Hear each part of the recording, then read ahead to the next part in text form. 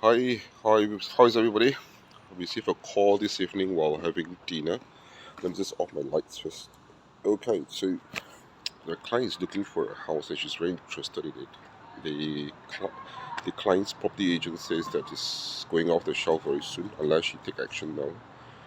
After reading the street directory and the floor plan, something doesn't seem correct. There's a southwest missing. As you all know, I always mention that when the southwest sector is missing, it's a great concern.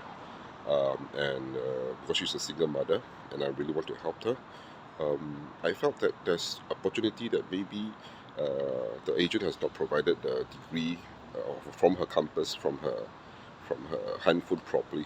So I told my client that I'll come over after my dinner, and after taking a look, yeah, the degree that provided by the client's property agent that's off, and I'm going to go back home now and start drawing on the street directory. Sorry, the floor plan and street directory to make sure that whatever she's getting is proper.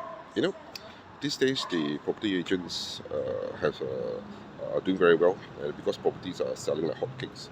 And property in Singapore, it's like over $1 million for HDB flats. Public flats. Just $1 million. I have a client who approached me yesterday that she purchased a HDB flat from Pasir Ris, what 900 over thousand. Goodness me.